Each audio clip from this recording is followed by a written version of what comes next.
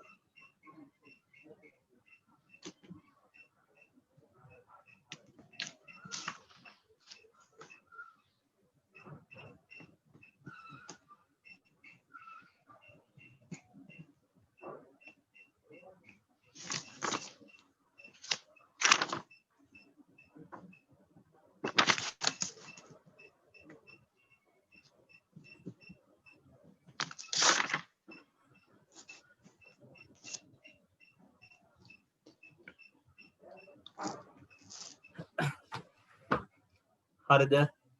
හරි නේද?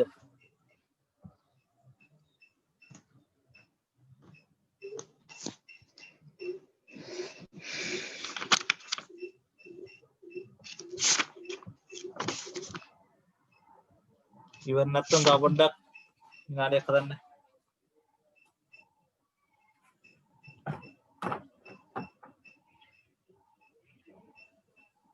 මුදලට විකුණන රුපියල් 20000යි. මුදලට විකුණන රුපියල් 20000යි කොහොමද ගිණුම් අද ගන්නේ? මුදල් ගිණුම හර විකුණුම් ගිණුම බැර. මුදල් රුපියල් 20000ට විකුණුම් එතකොට මුදල් ගිණුම හර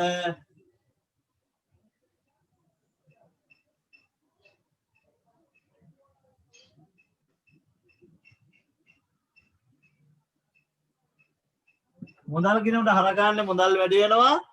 විකුණුම් ගිණුමට බැර ගන්න ආදාය විකුණුම් ආදායම වැඩි වෙන හින්දා මුදල් ගිණුම හර විකුණුම් ගිණුම බැර නේද? මුදල් ගිණුම හර විකුණුම් ගිණුම බැර කීයද? රුපියල් 20000යි.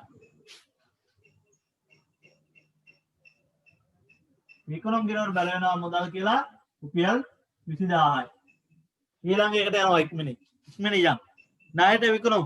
ණයට විකුණුම් නම් ණයට විකුණුවත් අපිට විකුණුන්නේ. විකුණුම් ආදායම වැඩි හින්දා විකුණුම් ආදායමට බැර මුදල් වලට හර ගන්න බෑ. ඒ සල්ලි හම්බෙන්නේ නැති හින්දා ණය ගතියෙන් හර කරනවා. ණය ගතිය කියන වත්කමක් ණය ගතියෝ ණය ගතියෙන් හර වෙනවා රුපියල් ණය ගතිය කියන වත්කම් ගිණුම ජංගම් වත්කමක්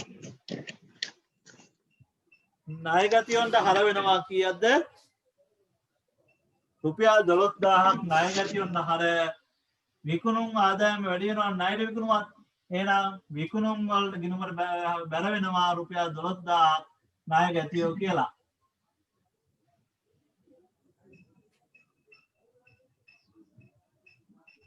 ණය ගැතියම හර වෙනවා විකුණුම් කියලා රුපියල් 12000ක්. ඊළඟ එක මුදලට විකුණුම් රුපියල් 10000යි. එතන මුදල් හර විකුණුම් බැල අලියන්න ඕනේ නැහැ නේ මං. මුදල් හර විකුණුම් ගිණුම බැර. ඊට පස්සේ ණයට විකුණුම් රුපියල් 15000යි. ණයට විකුණුම් රුපියල් 15000යි.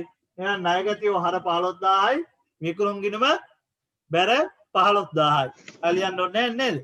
ණය ගැතියන්ගේ මුදල් හම්බ වෙනවා. ණය ගැතියන්ගේ මුදල් හම්බ වෙද්දි මුදල් වැඩි වෙනවා. එහෙනම් මුදල් හර ණය ගැතිය අඩු වෙන හින්දා ණය ගැතියට බැර. මුදල් ගිණුම හර කීයක්ද? මුදල් ගිණුම හර රුපියල් 4000යි. ණය ගැතියොන්ට බැර වෙනවා මුදල් කියලා රුපියල් 4000. හරිනේ. මං ඉස්සල්ලායි වලිවේ නෑ. ඊළඟට මුදලට විකුණුම්. මුදල් හර විකුණුම් ගිණුමට බැර රුපියල් 16000යි.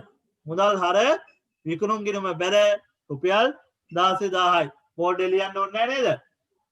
හරි. ණය ගැතියන්ගේ මුදල් ලැබෙනවා අයත්. එතකොට මුදල් හර මුදල් වැඩි වෙනවනේ.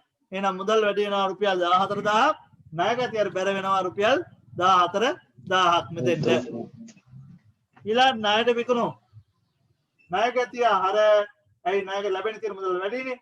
ණය ගැතිය හර විකුණුම් ගිණුමට බැර වෙනවා රුපියල් 13000ක්. ගැටලුවක් තියෙනවද? බෝඩ් එක හදන්න ඕනේ නෑ නේද? හරි. මේ හදන්න තේරෙන්නේ නැති කෙනෙක් ඉන්නවා නම් කරුණා කරලා අහන්න ඈ. මොකද මේවා ඉස්සරහට ඕන වෙනවා මේවා හරියට තේරුම් ගන්න ඕන. මම නිකන් කාලේ නිකන් අපර්තේ යවන්න නැතුව මම මේ දන්නවා හින්දා මම මේ බෝඩ් එක හදන්න නැතුව ඉස්සරහට යන්නේ. හරි. ඊළඟ එකට යන් අපි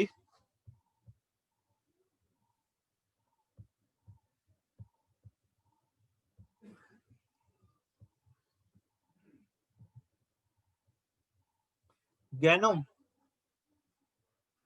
ඉස්සලා විකුණුම් කියන එක අපි පොඩ්ඩක් අයි චුට්ටක් යන දෙන්නත් විකුණුම් කියලා කියන්නේ අපි මේ විකුණුම් කියලා සලකන්නේ නැවත විකිණීමේ පරමාර්ථයෙන් මිලටගෙන විකිණීම කරන විකුණුම් නැවත විකිණීමේ පරමාර්ථයෙන් මිලටගෙන තියෙන තොග විකුණුම් තමයි විකුණුම් කියලා සලකන්නේ. ස්ථාවරවත්කම් විකුණුම් විකුණුම් ගිණුමට දාන්නේ නැහැ. හරිද?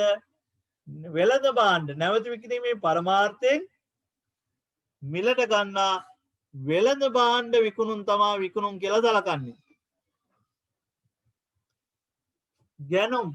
ගැනුම් කියලා කියන්නේ නැවත විකිණීමේ පරමාර්ථයෙන් මිලට ගන්න ඒවා.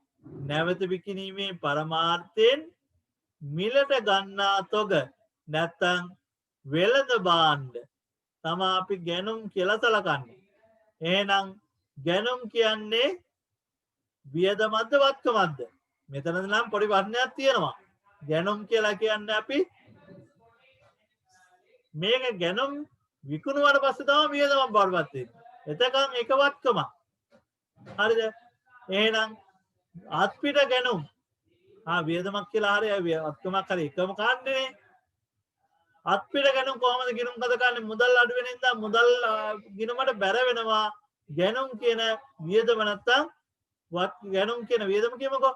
ගැනුම් කියන වියදම වැඩි වෙන හින්දා ගැනුම් කියන වියදම වැඩි වෙන හින්දා ගැනුම් ගිණුම හර මුදල් ගිණුම බැර. කොහොමද ඉස්සරහට එන්නේ? ගැනුම් ගිණුම හර මුදල් ගිණුම බැර. ණයට ගැනුම් කොහොමද ගිණුම් කද කරන්නේ? කොහොමත් ගැනුම්නේ. ඒ හින්දා ගැනුම් ගිණුම හර මුදල් වලට බැර කරන්න බෑ. මුදල් දීලා නෙමෙයිනේ ගන්නෙ. එහෙනම් අපි ණය හිමියන්ට බැර කරනවා.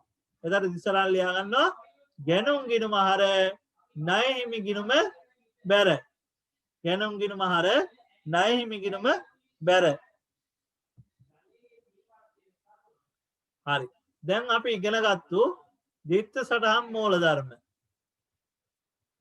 පොඩි සාරාංශයක් බලන්න. ඒක අපි එතන ලියාගත්තයි වත්කම් වියදම් කියන එක කාණ්ඩයකටත් වගකීම් හිමිකම් ආදායම් කියන එක තව කාණ්ඩයක් තරම් වත්කම් වියදම් කියන එක වැඩිවීම හර වත්කම් වියදම් කියන එක අඩුවීම බැර ආදායම් වියදම් ආදායම් හිමිකම් වගකීම් කියන ඒවා වැඩිවීම බැර අඩුවීම හර කියලා අපි කාණ්ඩගත කරලා පාඩම් කරගන්න මතක හිටින විදිහට අපි හදාගත්තා ඉස්සෙල්ලා.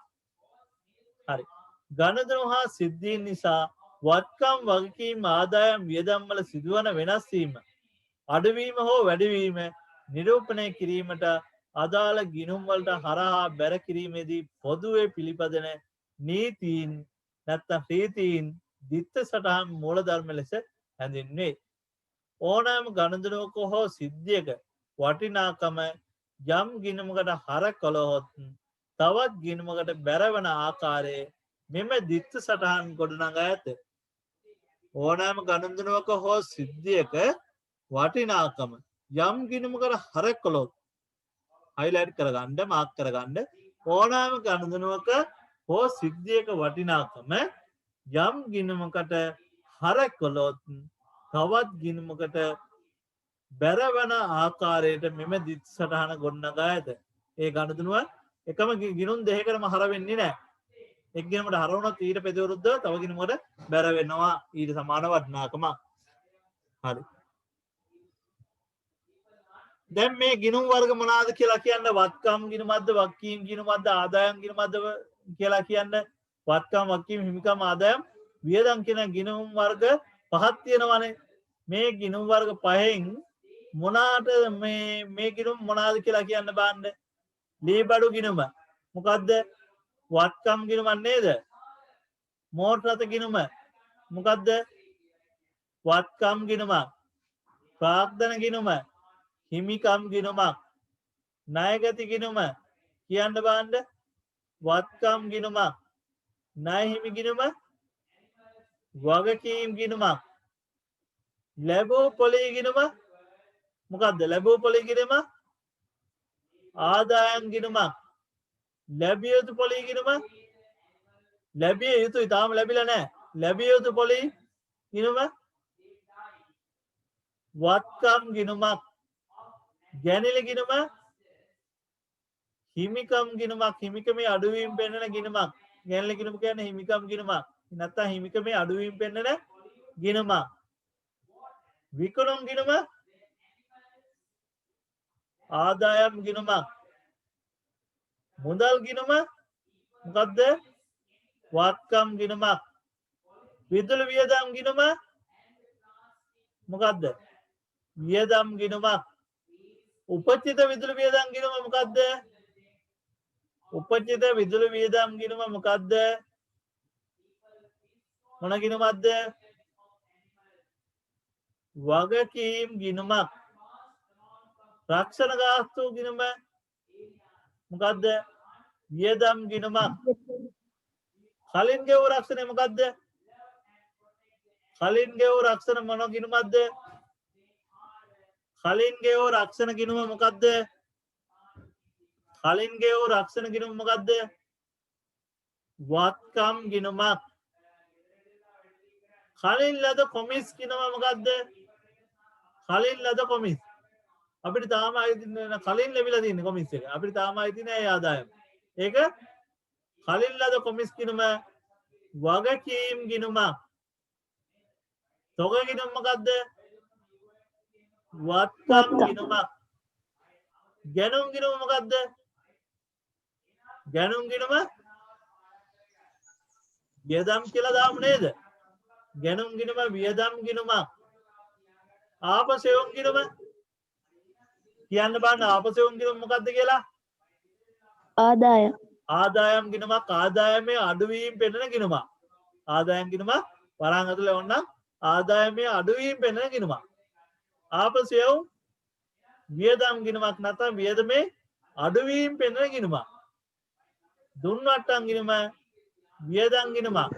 ලදවට්ටම් ගිණුම ආදායම් ගිණුමක් නේද? හරි. ලියාගත්තා නේද?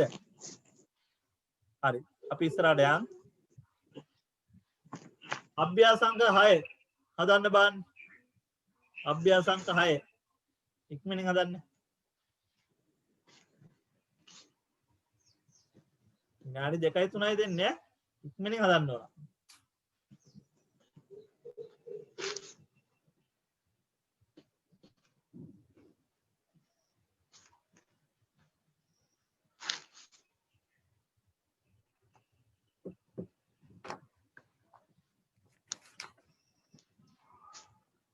පිටු අංක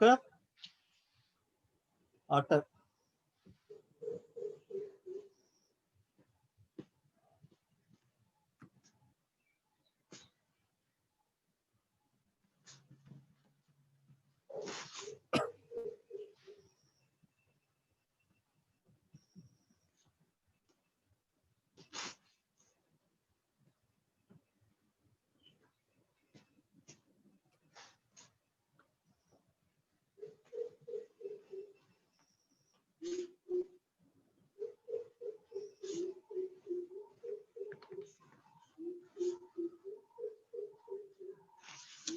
හදන්න වේගය හදන්නත් එක්ක ඉක්මනින් හදන්න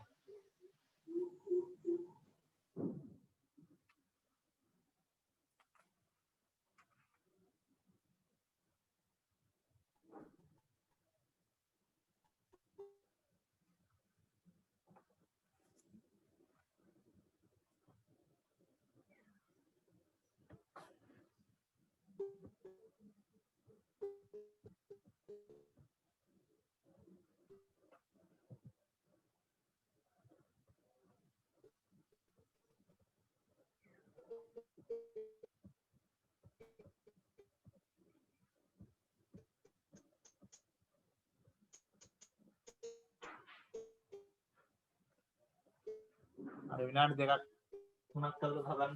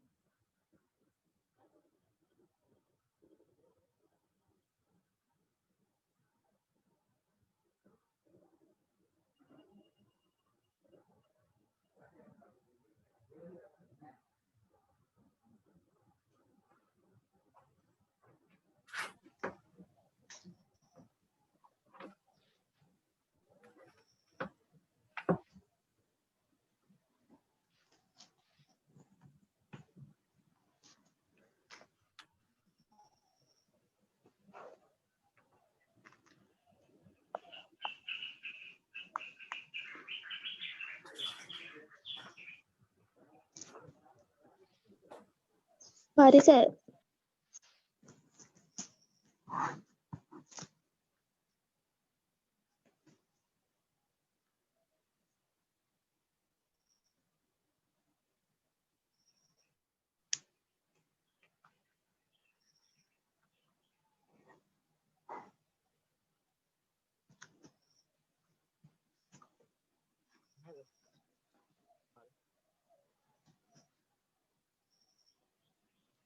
මුදලට ගැනුම් 14000යි. එතන මොකද කන්නේ? ගැනුම් ගිණුම හර මුදල් ගිණුම බැර. ගැනුම් ගිණුම හර මුදල් ගිණුම බැර කීයක්ද? 14000ක්. ගැනුම් ගිණුම හර වෙනවා රුපියල් 14000ක්. මුදල් කියලා මුදල් ගිණුමට බැර වෙනවා රුපියල් 14000ක්. ගැනුම් කියලා. හරි. ඊළඟ ගණන්දරට යන්න. ඊළඟ ගණන්දරට යන්න. ණයට ගැනුම් 14000යි. ණයට ගැනුම් 14000යි. ණයට ගැනුම් 14000යි ඊළඟ ගණන්දරට යන්න. එතකට ඒ ණයට ගත්තත් වියදමන්නේ ඒ හින්දා ගැනුම් ගිණුම හර 14000යි මුදල් වලට බැර කරන්න බෑ මුදල් එළියට යන්නේ නැති හින්දා මුදල් ගෙවන්නේ නැති හින්දා ණය හිමි ගිණුමකට බැර කරනවා අය හිමියෝ නැත්තම් ණය හිමි පාලන ගිණුම 14000ක් බැර වෙලා ගැනුම් වලට 14000ක් හර වෙනවා ගැනුම් හර 14000යි ණය හිමියෝ බැර 14000යි ඊළඟ ගණතුනට යනවා ඊළඟ ගණතුන මොකක්ද ඊවෙන ගණද 6 වෙනි එක නේද ණයට ගැනුම් 12000යි මේකත් හදන්න ඕනේ නේද මං කියවනම් හන්නේ නේද ණයට ගැනුම් කොහමද ගැනුම් ගිණුම හර 12000යි ණය හිමි ගිණුම 12000ක් බැර ගැනුම් ගිණුම හර 12000යි ණය හිමි ගිණුම 12000 බැර වෙනවා නම් දෙක ගිණුම් දෙක මාරු වෙලා නම් දෙක වෙලෙත් දානවා ඊළඟ ණය හිමියන්ට මුදල් ගෙවුවා රුපියල් 16000ක් ඒක හැදුවද අපි නෑ නේද ඒකනේ හදන්නේ හරි 16000ක් ණය හිමියන්ට මුදල් ගෙවුවා මුදල් ගෙවද්දී මුදල් බැර 16000යි ණය හිමියෝ කියලා ණය හිමියන්ට හර වෙනවා වක්කීම් අඩු වෙනවනේ ගෙවද්දී 16000ක් ණය හිමියන්ට හර වෙනවා මුදල් කියලා මං අර ඉස්සෙල්ලා සටහන දැම්මේ නෑ ඉස්සෙල්ලා සටහන 12000 ණයට ගෙනුම්නේ එහෙනම් ගැනුම් 12000යි ණය හිමියන්ට ගැනුම් කියලා 12000යි ඉස්සෙල්ලා සටහන හරි ඊට පස්සේ ඊළඟ එකට යමු ණයට ගැනුම් රුපියල් 9000යි එහෙනම් ගැනුම් 9000යි ණය හිමියෝ කියලා ණය හිමියන්ට බැර වෙනවා රුපියල් 9000යි හරි ඊළඟ එකට යමු ණය හිමියන්ට මුදල් ගෙවුවා 10000යි ණය හිමියන්ට මුදල් ගෙවුවා 8000යි අර විදියමයි නේද ණය හිමියෝ 10000යි ණය හිමියන්ට හර වෙනවා රුපියල් 10000යි මුදල් කියලා ඉතුරු එකත් ඒ විදියටමයි ඒක දාන්න ඕනේ නෑ නේද එහෙනම් හරි ඊළඟට ඊළඟ අභ්‍යාසයට යන්න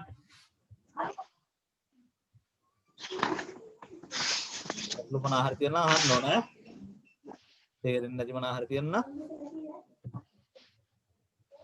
හරි අභ්‍යාස අංක 7 හදන්න බලන්න අභ්‍යාස අංක 7 වේගෙන් හදන්න ස්පීඩ් වැඩි කරගන්න දැන් ඔයාලා හදලා දන්නේ දේ උනත් වේගෙන් හදද්දී වේගය හැදෙන්නේ ඉරක් ගහන්න හරි වේගය හැදෙන්නේ අතු පෑන් ඕනේ අඩි රෝල් ඕනේ කෙලින් ඉරි ගන්න පුරු වෙනවා ඇද උනාට කමන්නේ ඉරක් ඇද උනා ඉරක් නැහැ කියලා ලකුණු හම්බෙන්නේ නැතුව නෑ වේගෙන් හදන්න ඕන රතු පෑන් මාරු කර කර ටිපෙස් මේවා මක එහෙම බෑ ඉතින් වේගෙන් හදන්න ඕන රතු පෑන් බෑ අඩි රෝල් ඕනේ කෙලින් ඉර ගන්න ඉක්මනින් 100 කට ගහුවා හරි ඉක්මනින් හදන්න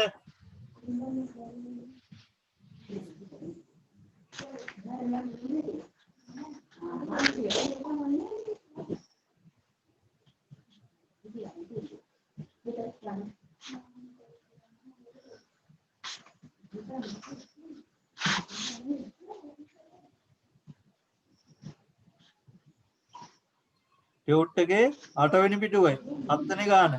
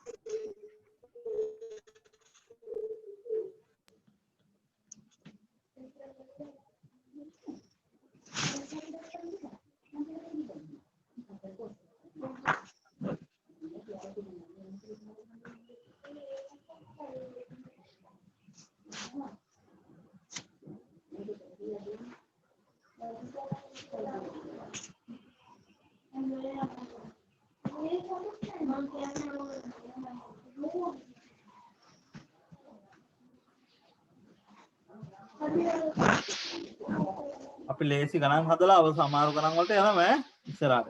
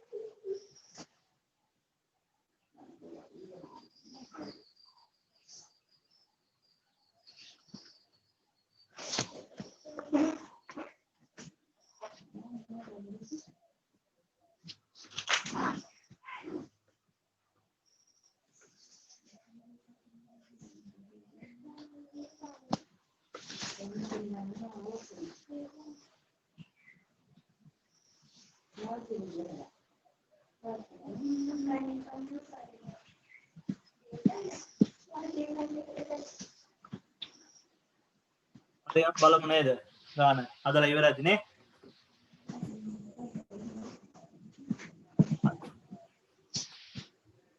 මොදලින් 7 වෙනි ගාන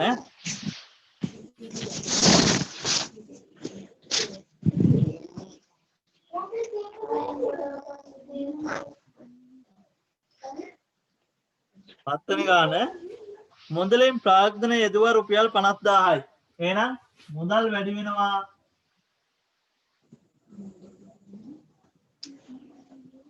ප්‍රාග්ධනයත් වැඩි වෙනවා. මුදල් වැඩි වෙන හින්දා මුදල් ගිණුම හර වෙනවා රුපියල් 50000ක්.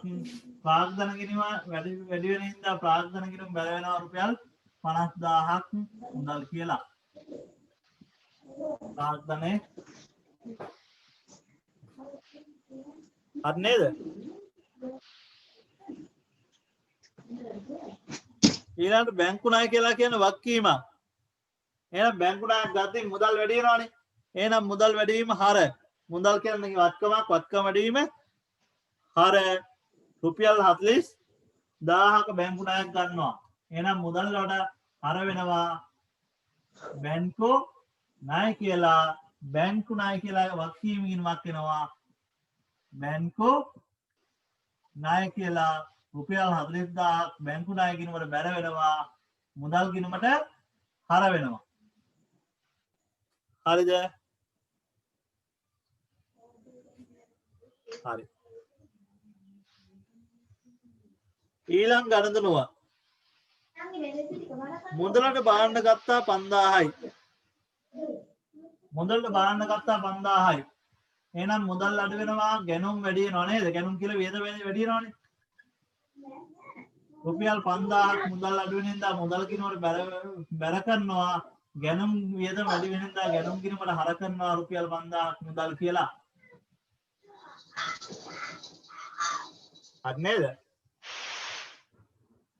ඊට පස්සේ මුදලට බාන්න වික්කා 12000යි.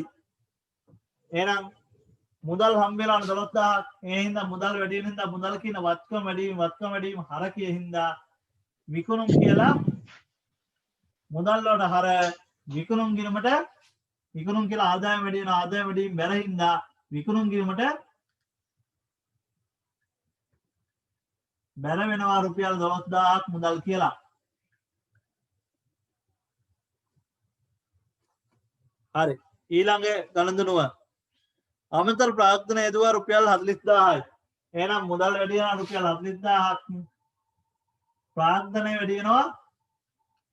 වැඩි වෙනවා මුදල් කියලා රුපියල් 40000ක්. හරි. ඊළඟ ගණන්දනුවට යන් ඉක්මනින් වේතන ගෙවුවා. වේතන කියන්නේ වියදම. වැටුප්පා වේතන ගිණුම හර වේතන කියන්නේ වියදමක් නේද? වැටුප්පා වේතන ගිණුම හර වියදම් වැඩි වීම හර හින්දා. වැටුප්පා වේතන ගිණුම හර මුදලින් ගෙවන්නේ ඒ හින්දා මුදල් වලට බැර වෙනවා රුපියල් 8000ක්. මුදල් වලට බැල වෙනවා වැටුප් කියලා රුපියල් 8000ක් මුදල් අඩු වෙන හින්දා. ඊට පස්සේ ඊළඟ ගණිතනෝට යනවා. මුදලට බාණ්ඩ ගත්තා 4000යි. එහෙනම් ගැනුම් වැඩි වෙනවා 4000ක්. ගැනුම් කියන වියදම වැඩි වෙනවා 4000ක්. මුදල් අඩු වෙන හින්දා මුදල් වලට බැල වෙනවා 4000ක්. මුදල් කියන වත්කම අඩු වෙන හින්දා ගැනුම් කියලා. වේගය වැඩිද හදනවා. තේරෙන්නේ නැත්තම් කියන්න ඕන චුට්ටක් හිමින් අදමු ඈ. හරි. මුදලට බාණ්ඩ වික්කා 15000යි. මුදලට බාණ්ඩ වික්කා 15000යි. එහෙනම් මුදල් හම් වෙලා 15000ක්. ඒ හින්දා මුදල් වැඩි වෙනවා 15000ක්. මුදල් කිනුමට හර කරනවා විකුණුම් කිනුමට මුදල් කියලා 15000ක් බැර වෙනවා.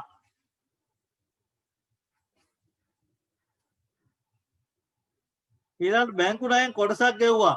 මේක ඇතුළේ පොලේ තියනවා කියලා අපි දන්නේ නැහැනේ. පොලේ තියද්දී අපි කොහොමද ගලපන්නේ කියලා ඉස්සරහට බලමු. මෙතන බැංකු ණයෙන් කොටසක් ගෙව්වා. එහෙනම් මුදල් එල්ලේ තියනවා රුපියල් 20000ක්. බැංකු ණයත් අඩු වෙන හින්දා වක්කීම අඩු වීම හර හින්දා බැංකු ණය කියන ගිණුමට හර වෙනවා රුපියල් 20000ක් මුදල් කියලා.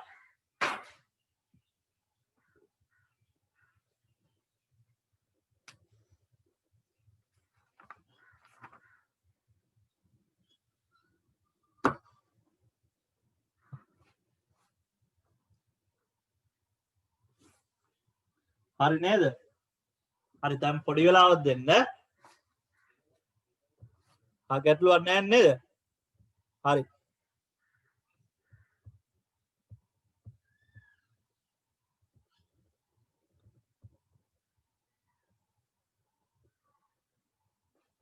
ටියුට් එකේ 8 වෙනි ගාන ගෙදරෙන් හදන්න. ටියුට් එකේ 8 වෙනි ගාන ගෙදරෙන් හදන්න. ටියුට් එක නැති කට්ටිය මේ ටියුට් ඒවල තියෙනවා මම WhatsApp නේද? නැති කට්ටියද? නැත්තම් විනාඩිය ලියා ගන්න. විනාඩි භාගයක් විතර ඉක්මන ලියා ගන්න. ප්‍රාග්ධන යජවා ලක්ෂයයි මුදලින් ගැනුම් 23000යි. මුදලට විකුණුම් 45000යි. කඩකුලි ගෙව්වා 5000යි. මුදලට ගැනුම් 20000යි. මුදලින් ලොරි කුලි ගෙව්වා 2000යි. මුදලට විකුණුම් 14000යි. ඉහත ගණන් ගිණුම් ගත කරන්න. 8 වෙනි ගාන එහෙනම් ගෙදරෙන් හදන්න. හරිද? මං 8 වෙනි ගාන අය කතා කරන්නේ නැහැ. ගැටලුවක් තියෙනවා නම් අහන්න ඕන. හරිද? 8 වෙනි ගාන එහෙනම් ගෙදරෙන් හදන්න. දුන් වට්ටම් ගිණුම් ගත කරන්නේ ලද වට්ටම් ගිණුම් ගත කරන්නේ කොහොමද කියලා අද ක්ලාස් එක නවත්තනවා. හරි. වට්ටම් කියන එක අපි දෙවෙනි පාඩමේ කතා කරා. ඒක පොඩ්ඩක් බලන්න. වට්ටම් ප්‍රධාන වශයෙන් කොටස් දෙකකට බෙදෙනවා. වෙළඳ වට්ටම් හා මුදල් වට්ටම්. වෙළඳ වට්ටම් අපි ගිණුම් ගත කරන්නේ නැහැ කිව්වා. මේ මුදල් වට්ටම් ගිණුම් ගත කරනවා කිව්වා. මුදල් වට්ටම් අපි කොටස් දෙකකට බෙදනවා කිව්වා. දුන් වට්ටම් හා ලද වට්ටම්. දුන් වට්ටම් ගිණුම් ගත කර අපි දුන් වට්ටම් කියන්නේ මොනවද? ලද වට්ටම් කියන්නේ මොනවද කියලා අපි සමීකරණ පාඩමේ කතා කරලා තියෙනවා. ඒක අපි තවදුරටත් කතා කරන්න යන්නේ නැහැ. දුන් වට්ටම් ගිණුම් ගත කරන්නේ කොහොමද? දුන් වට්ටම් කියන්නේ වියදමන්නේ. එහෙනම් වියදම් ගිණුමට හර වෙන්න ඕන. දුන් වට්ටම් කියන්නේ වියදමක් නම් දුන් වට්ටම් කියන වියදම් ගිණුම හර. දුන් වට්ටම් ගිණුම හර. ණයගැති ගිණුම බැර. දුන් වට්ටම් ගිණුම හර. ණයගැතිය අඩු වෙනවනේ දුන් වට්ටම් හින්දා. ඒ හින්දා වත්කම් අඩු වීම ණයගැතිය කියන වත්කමක්. වත්කම් අඩු වීම බැර හින්දා දුන් වට්ටම් ගිණුම හර. ණයගැති පාලන ගිණුම නැත්තම් ණයගැති ගිණුම බැර. හරි. ඊළඟට ලද වට්ටම්. ලද වට්ටම් පහත පරිදි ගිණුම් ගත කරේ. ණය හිමි ගිණුම හර. ලද වට්ටම් ගිණුම බැර. අද නවත්තමු නේද එහෙනම් ක්ලාස් එකේ. පුළුවන් නම් 9 10 ගණන් දෙකක් හදන්න. පුළුවන් නම් 9 10 ගණන් දෙකක් හදන්න. අපි ලබන සතියේ දෙක කතා කරනවා. 8 වෙනි ගාන අය කතා කරන්නේ නැහැ. 9 10 ගණන් දෙකත් ඔයාලා ගෙදරින් හදන්න.